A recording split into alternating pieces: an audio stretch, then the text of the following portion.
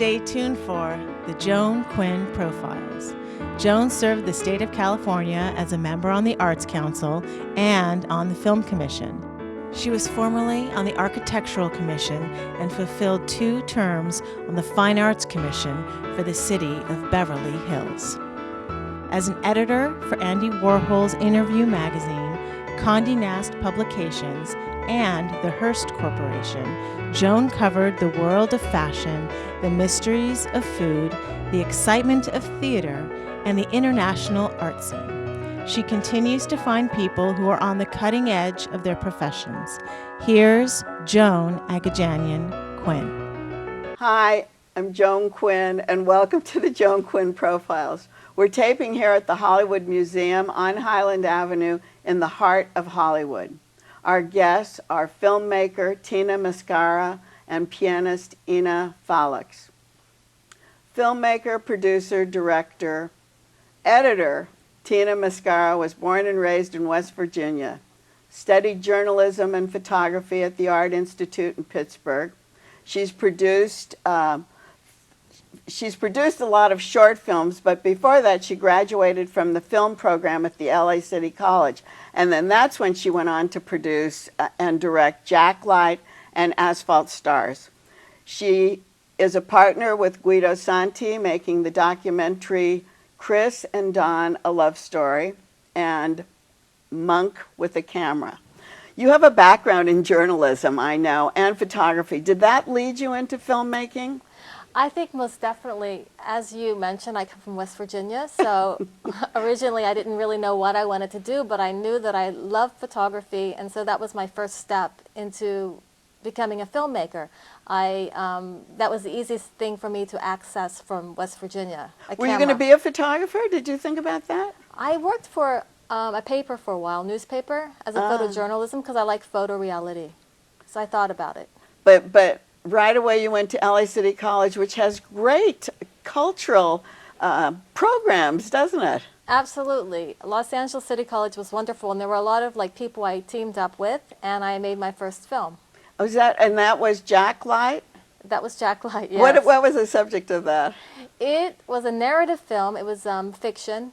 It was coming of age of a girl in West Virginia who has a dysfunctional family. And was it a project for the school?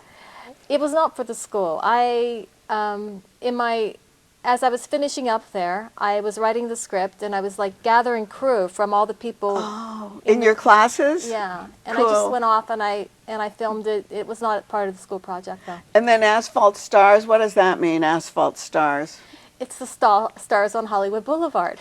Oh, right where we are. Yes. Is that right? Yes. And you named your film company that? I did. It was also the name of a second movie I made. It's a reference in the film I make to the asphalt stars, meaning the stars on Hollywood Boulevard. Oh, I'm so glad that you're here at the Hollywood Museum with us, because we have stars out in front and stars on Hollywood Boulevard, right around the corner.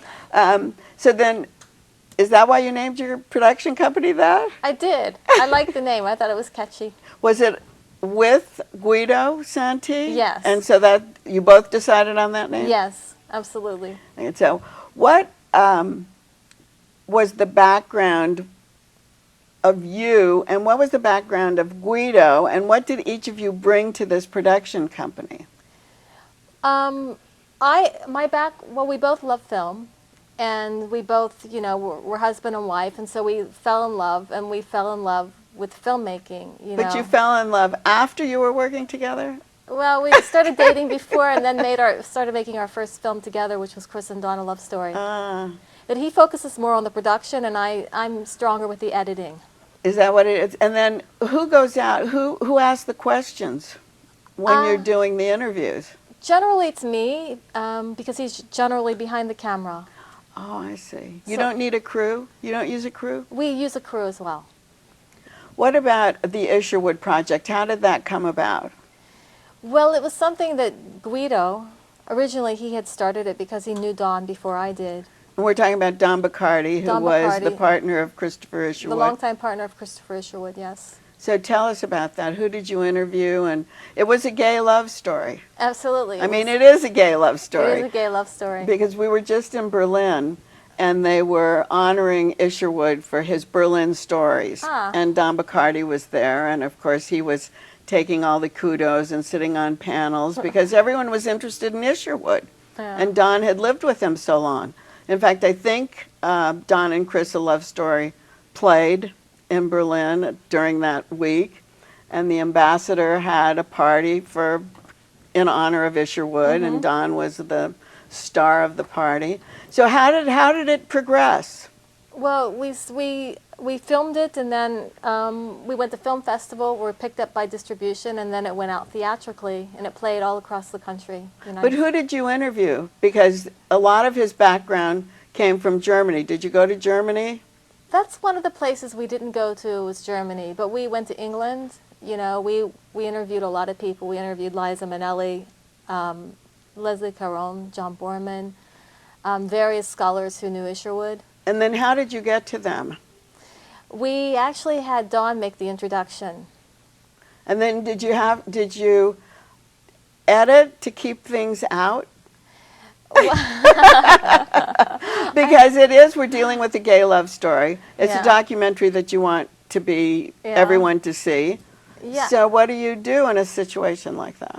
I actually, there wasn't a whole lot we edited out. We were pretty candid and pretty open about, I mean, whatever Dawn had to say, you know, we felt was important to the story. And how long did it take to make that film? That film took about, I think about 5 years to make that film. Oh, it was? Yeah.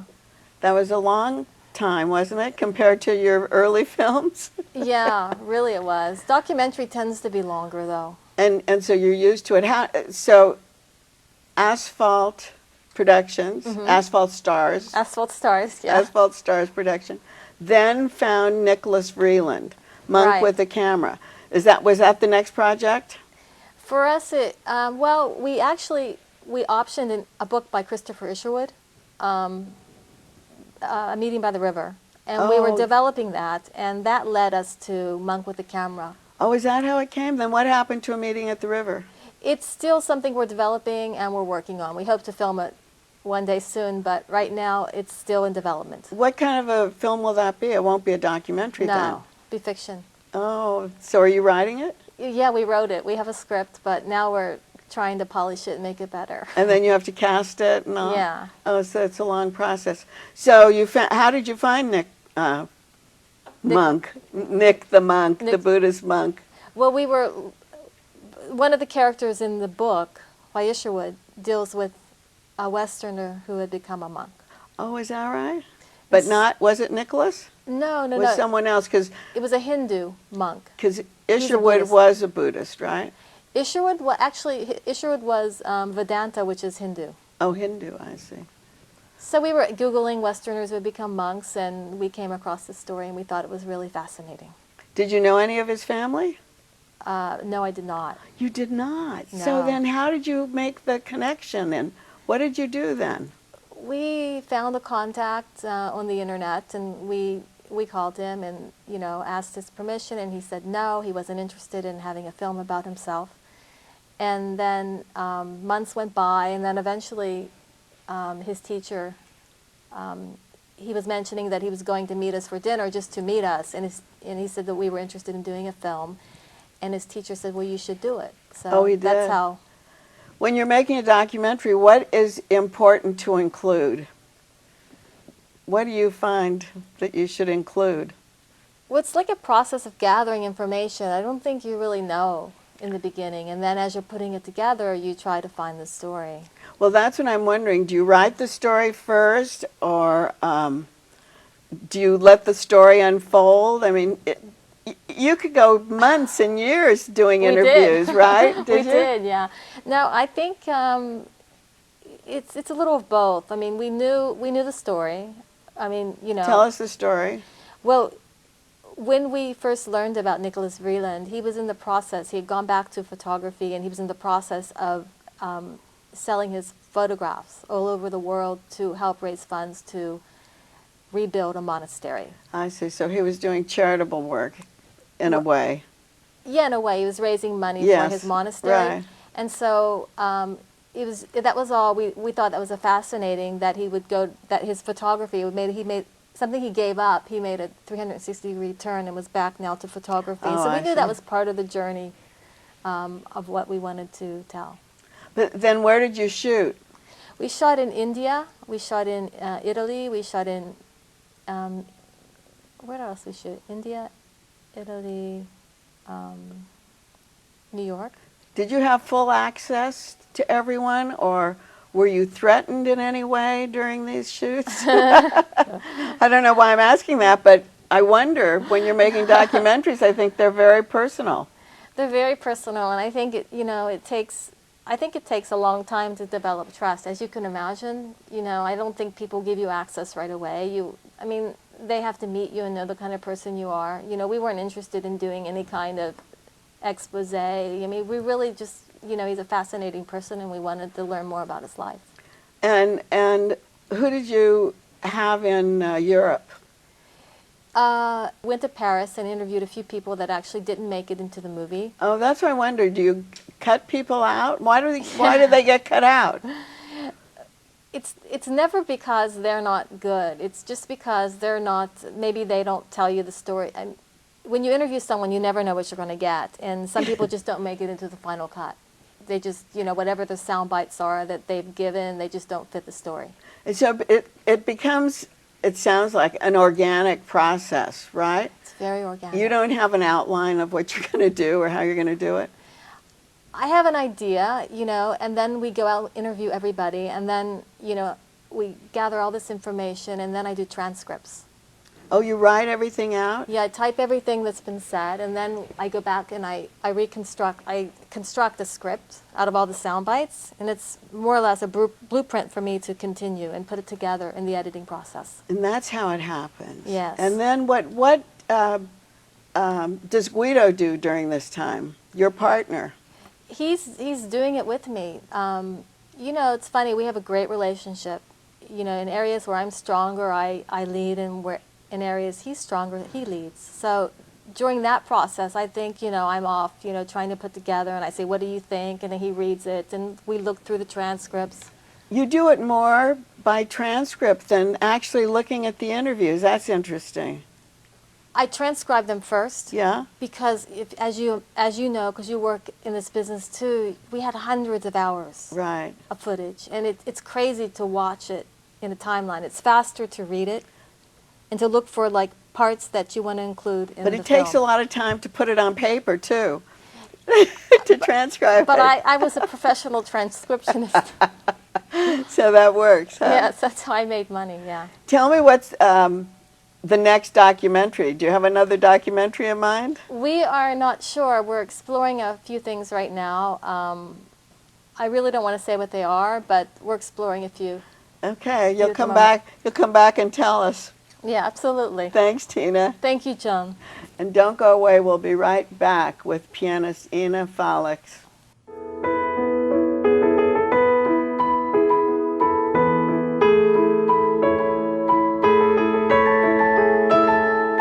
Hi, I'm Joan Quinn, and welcome back to the Joan Quinn Profiles. We're taping here at the Hollywood Museum on Highland Avenue in the heart of Hollywood, and I'm with concert pianist Inna Faliks, who was born in Odessa and came to the United States when she was 10 years old. She holds a diploma from the Music Institute of Chicago, a bachelor in piano performance from the Peabody Conservatory, or is it Peabody Conservatory? I didn't say it the wrong way. An artist diploma from the International Piano Academy in Imola, Italy, and a doctorate from Stony Brook University. She's played in concerts on the finest stages of America and Europe, and she holds the professorship, the position of head of the piano at UCLA. Was there music in your family? Yes, my mother was my first teacher. Is that right? That's right, At yes. 10 years old or before? Well, I started at 4 or 5. Oh. And my father always likes to tell the joke that from all the children of Odessa, he's the only one who's not a musical prodigy. So, so my dad was not a musician. but obviously had music around him. But he all the had to time. love it, right? He His whole did. family. He did. Odessa is so beautiful. Have you ever been back? No, and I very much want to go back. I want to go back and play. That would be fabulous, wouldn't it? And of course, it's been in the news a lot lately, and it's very troubling to It's see on it. the Black Sea. When Yes. all the people from Russia go there for their holiday, right? Yes, Or a it's- lot of people do. Yes, and it has, like many cities on the sea, it has a great vibrancy to it, lots of life, lots of different, nationalities, different Because of ideas, yeah, flavors. Yeah, because it's so surrounded. The sea is surrounded by different countries, Exactly, right? yes. Where did you land when you came to the U.S. and why did you come? Well, we came to Chicago because this is where my father's relatives lived, and that's where we were invited officially to come. And it was a big process for a Jewish family to immigrate from the Soviet Union to the States. And in the late 80s, this process included traveling through Austria and through Italy. Oh, you had to And stop there it was on the a way. 3-month-long journey, yes, And exactly. how many were you? Just me and my parents. Oh, was it 3-month journey? Yes. That's not so bad when you think about it, is it? It was a fascinating trip. I remember it extremely you? vividly, yes. Once you got to Chicago, how did you know where to go to school? How did you know how to continue your piano playing? Well, that's a very good question, actually. In Chicago, in the Music Institute of Chicago, there was a very famous teacher whose name was Emilio Del Rosario. He passed away just a few years ago, and we were very close until the end of his life. But his reputation was so widespread that my mother had heard of him back in the former Soviet Union, in Odessa. Oh, she So- had heard of him? Yes, and she wanted me to audition for him, and so I came and I played for him, and he took me in, and they took my mother in as a teacher of piano at the school, which is where she still teaches. Is that The right? Music Institute of Chicago, yes. She teaches there to this day? Yes. That's fantastic. So she knew where she wanted you to go. I mean, she knew of good pianists, good teachers. Yes, a great teacher, and I was very fortunate, and I've had many great teachers since. Yeah, you on your resume you list the teachers, several teachers. There is Anne Shine, one of the most wonderful women pianists around today. Leon Fleischer, also legend. Gilbert Kalish, Boris Petrushansky was my last one. So all these teachers. And what do you learn from each one of those people? Well, from a very young age, I feel that I knew my voice as an artist, as a performer, You were gonna be a and as a concert pianist. Yes, and I knew, my sound had something that was, I felt, my own. But every single teacher had something very special, something very interesting to teach me, something that made me who I am today as a performer, as a teacher. They don't teach you to play because you already know how to play. Well, What do they teach you? Each one has something different, right? Of course, yes. So Leon Fleischer is a world-renowned musician, and he really made me think of the piano as a full orchestra. And So there's different things that they tell you. very different. For example, yes. For example, Boris Petrushansky, wonderful Russian pianist who lives in Italy.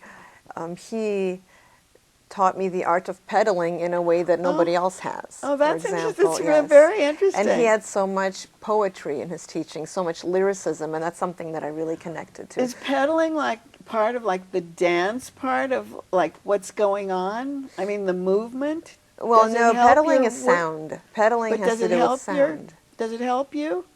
As far as physically, The whole process. It Well, must help your. pedaling is part of the art. It's part of what the music Yeah. says, what the music does, and composers give pedaling directions, of course. But to interpret pedaling is a whole art form. So it's something very interesting and very specific, and I teach that to my students, I think, with much detail, and I'm very grateful to that particular teacher, to Boris Petrushansky, for that. Paperno? Paperno, I studied with him for only a year in Chicago, and he was also a wonderful musician, somebody who put me back in touch with my Russian roots in a way. Oh, isn't that great? It's so interesting to see because you think if somebody sits down at the piano and plays or studies, because you studied more than 15 years, right? always studying, continuing to study. You never stop studying, I think, as an Diplomas artist. and doctorates, and do all musicians do that? I think that everyone has their own path. And the degrees, to me, don't mean anything. And I say this as a professor You at mean as a- UCLA. yeah, right. To me, what is the most necessary part is your journey and what you learn from each teacher, from each artist. And of course, degrees help us today as musicians, in our life as musicians, to make a living, and it's important. But artistically, it's just what you take as an artist from every Do you think a teacher. piano is different from another instrument, from a violin or a cello, as far as learning and learning and learning? I think that in any instrument, you never stop learning. Same Hopefully, it's a thing. lifelong journey. I see. You know, you always improve. You're always growing as an artist. You talked about what these teachers taught you. You're the head of the piano department. What do you teach at UCLA? What style do you use? Well, with every student, I try to help them find their own voice, their own individual And way what of do you expressing call it? themselves. Like you said, you have your own voice. How do you describe it? Well, it's not easy to explain when you have music, right? But whenever, for example, concerts that I play, people come up to me and they say, "How do you memorize all this music?" You know, it's one of those questions that every pianist gets at some point. Should I ask you that? No, I'm about to answer it. But it's like a language. So like every actor has their own voice, a style. Every singer has their own style, their own way of expression. So does every musician. They have their own voice through that instrument. Is it the way they sit, the way they think? It's the way they hear and the way they interpret the music. So reading the music on the score, you know, the score is just a hint of what we can give to the music, the life that we give to it. It's like a play. It's like a play that's written down, but then when you perform it, how do you perform it? What do you do with the text? It's the same thing with music. And can I see it? Can I see that voice? Can I hear it? I hope so. Can I know it from a different person? I hope so, yes. I think that if you listen enough to various pianists, I mean, how does one choose their favorite artist? They just hear them over and over again and they find something they connect to that's different, that's particularly, you know, attractive, moving. That's the most important thing. Whatever moves you from a certain artist, from a pianist, from a violinist, whatever musician moves you the most, you're listening to their voice. You have won awards after awards in all these competitions that you've been in, years of competition. Do you continue to compete, or are you finished with that now? Thankfully, competitions are done. They're done. You can only compete until a certain age, Is that right? and then you're done. Oh, and then because you can, yeah, it's is that right? absolutely, yes. Oh, so do you enter as many as you can?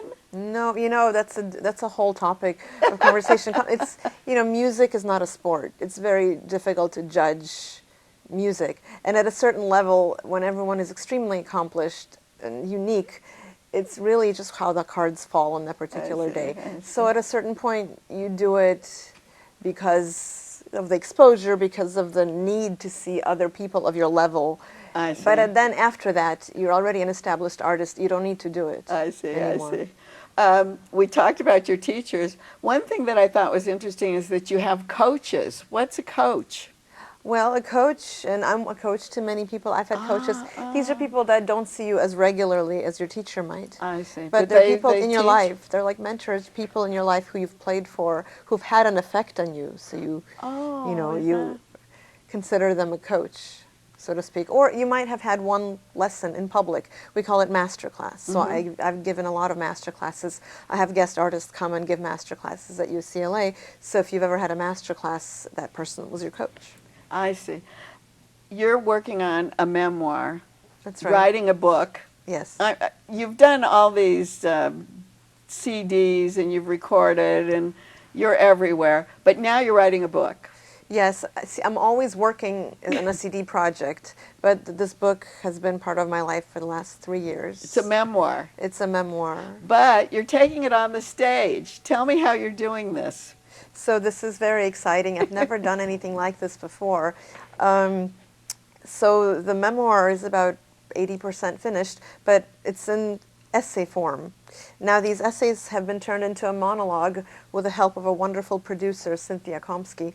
And this monologue... Oh, Cynthia helped you do this? She's a Cynthia helped me create the monologue I from the see. essays, to turn them into this monologue. And so the monologue is for piano and actress. And something that I do, I have a series called Music Words, and it's a series of poets and musicians.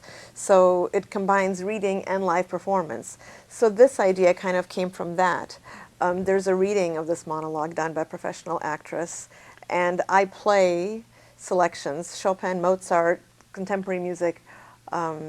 Did she read your memoir? She reads the memoir. And where did you cast her? Where did you find the actress? It was all Cynthia, because Cynthia that's not my Komsky, world. the Yes. producer. So she cast someone that would have your voice, is reading your Somebody work. that she thought would be great, Yeah, that's and what I I mean. trust her completely. Yes, And then exactly. you play along with it. I play, yeah. So it's the format is play, read, Oh, it's just like my Music Words series. It's fantastic. So I'm very excited about this. You've worked a lot on stage, and you have a director. When you go out to be, you have a conductor, but do you have a director who will tell you how to sit at the piano? Oh, how no, to no, no, no, no. It's a solo concert pianist. We know how to do this. You know how to do that. And do you know what to wear? Yes, I mean, that's the fun part, is wearing beautiful gowns, or, whatever mood strikes you. But on this play at the Wilshire At this Ebell, play, there will be a director. You need yes. a director. There will be a director because it's a play. I see. So it'll be a whole different thing. And then Very what about the interesting. costuming? I don't know yet. We'll see. I'm very much looking forward to that. And do you think it's something that you could take on the road? I hope so, very much. I Do would you? love for that to happen. What kind of places could you play at? Any theater, and I'm a Yamaha artist, so Yamaha sends me their gorgeous pianos very frequently. So any theater could hold this, any performance hall, any university. And I'm also making a recording, a CD of this. Oh, fantastic. So I'm very excited about that. And a discography has to keep growing. This is a Beethoven CD that I recorded last year, and so this coming Tuesday is Beethoven's birthday, so I'm very Yay. proud of this recording, the Beethoven. And we're very happy that you were here. Say hello to Thank Cynthia you. Komsky, I our old absolutely friend. will. She's very much into the arts, and I'm so glad she's working with you. Well, I hope you can come. Thanks. Keep writing to my email, JAQUINN1 @AOL.